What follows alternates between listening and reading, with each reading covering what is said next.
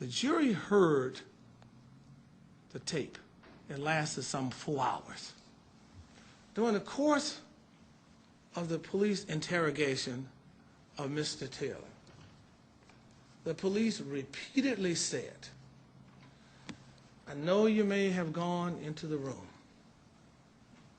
I know you didn't really mean to do anything, because you didn't do anything to the girl in the room.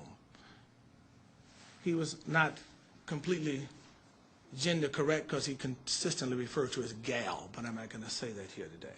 But he would say, when you went into the room, you found her in a condition. And when you found her in that condition, you didn't know what to do. You didn't know what to do when you found her in that condition. Think about how many times during the course of that interview, the detective, if it wasn't Detective Rochelle, it was Hillebook, and then the other officers come in. And Mr. Longsworth have to tell you that, well, you know, that's just the tactic that they use. They don't really believe that. I mean, that's just something they say. Because they didn't really have all the facts at the time. They didn't know about the fibers. They only knew about the DNA on her legs. They only knew about the DNA in the bed. But had they known about the fibers, they wouldn't have told Mr.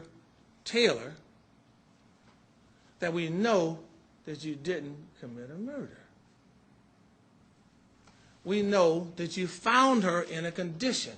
Then they went on to say, are you ashamed of what happened after you found her in this condition? Is there something you're embarrassed about, something you need to tell us? They said it repeatedly, over and over. Did you do something that you need to tell us about? Are you ashamed? I submit to you, he was ashamed.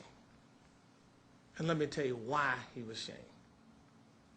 If, in fact, a person who's not supposed to be in a dormitory, who's already excluded from Buell Hall, finds himself in Hill Hall, where he's certainly not supposed to be.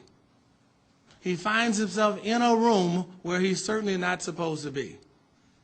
He finds himself in a room with a person who is deceased. He finds himself now, and I'll come back to that point, subsequently in the police station, and he's being asked questions about it. And the prosecution says, well, you know, he lied to the police because he didn't give them all of the information. And I submit to you, and I say use logic, common sense, and judgment. He did not tell the police a complete version of what happened. Ultimately, he gave them a statement because he was in the room and he masturbated on a deceased person. Is it somewhat, you may call it despicable, you may call it perverse, but it doesn't make it murder. Perverse? Yes, it is. Murder? No, it's not.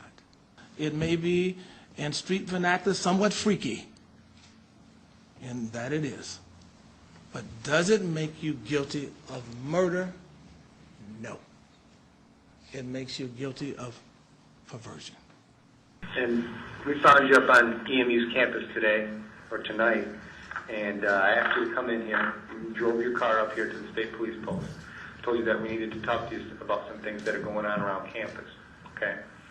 And you drove up here, you came up here. You're not under arrest, okay?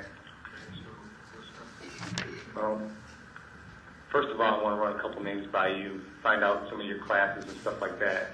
And as we go through it, you'll understand why we're talking to you and that kind of stuff, okay?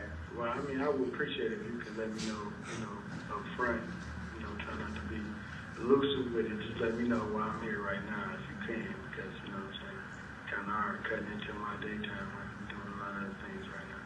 Right. And I understand that. And we appreciate you coming in here. Let's get through some of this procedural stuff first, and we will get into it, okay? Liz, because my door was the second door from the end of the hall, right in front of the eatery. So I just let him in, Then they You know these people? Yeah, there's people that live on my floor. I mean, I ain't even really have to know them like that. I know you stay in such room. I mean, I ain't got to know you too well to come open the door. Especially if I'm going out, I'm leaving out, I'm not going to let the door close and I see you standing there, you know, that's being an asshole then. So I pushed the door open and they saw who it was leaving out. You know what I'm saying? They said, I let them in. I'm like, okay. I mean, yeah, I did. I mean, I was coming out, they was going in. I'm not about to push them out the way and close the door in their face. You know what I'm saying? They a grown person. I can't stop them from going in the side door. So they rolled me up a couple times from that. That's why I pretty much got kicked out. Well, that's the reason they gave me for kicking me out. But you let people in, so you must have kind of hung with them. No, the people that live on my floor. If I see you, and I know you live on my floor, I mean, if I see you standing there at the door or something, or if I'm coming out, and I see you walking up with a tray or something, I'm not going to let the door close. I'm going to close the door for you. Even if I don't know you, don't got to live on my floor. If I see you, like, if I'm coming out, you're like, oh, you run up, I'll give you the door and keep walking. So they kicked you out for being helpful to other people? For opening the side door for people. That's what they kicked me out for. That's the reason they gave me. And I'm like, man, that's petty, y'all. So I tried to appeal it more than once. All right, well, instead of maybe somebody that maybe was your friend, who's some of your people that you would consider acquaintances or people's name that you know from Buell?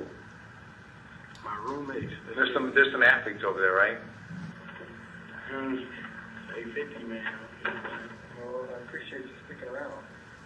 We'll get to a conclusion here in a minute. Okay. Get you out of here. So when it, you know what I'm saying? I mean, what's up? Basically, how much longer is this about to take? Oh, I got a few more names to I run by. had took like over an hour. I know. And we working down, it was gonna be quick, so you know what I'm saying? Yeah, I know, and we appreciate you coming in here. By the looks of these pictures, though, it looks like you're a nice person, so, you know. But I got somewhere to go, though. You know what I'm saying? My mom's is expecting me, you know what I'm saying, my family right now. At this point, you know, with the information that I have, I want to ask you about what's that? I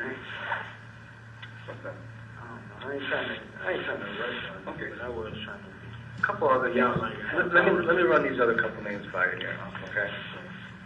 And you tell me. I ain't trying to rush y'all tonight, you know what I'm saying? I understand where y'all coming from. But, Selena Bonner? I didn't. No, I didn't. Yeah, I think you asked me that. I truly don't.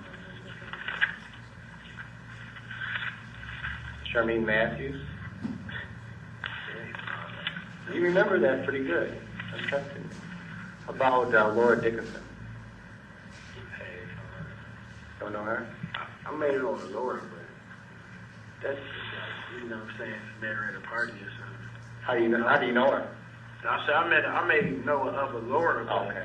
I don't know her, like, you know, if I see her, hey, Laura, and then I may have met Laura at a party or something. Is she a white girl or black? Yeah, She's a white when girl. I remember, yeah, she white. Laura. What party? What party was it? I don't know. Okay. When did you? Because Laura's kind of a name. Yeah, You know, it is. so and I ain't really, you know what I'm saying? If I hear Laura, you know what I'm saying, I know a couple of freshmen, you know what I'm saying, named Laura that live in, that supposedly had lived in the first year center. And then when it came down to it, they wasn't living in there, so I guess they gave me a fake number and I get the party. So that's what I'm saying. That's how I know of a Laura. But So where does she live at? she told me she lived in the first year center and gave me her number to get the party.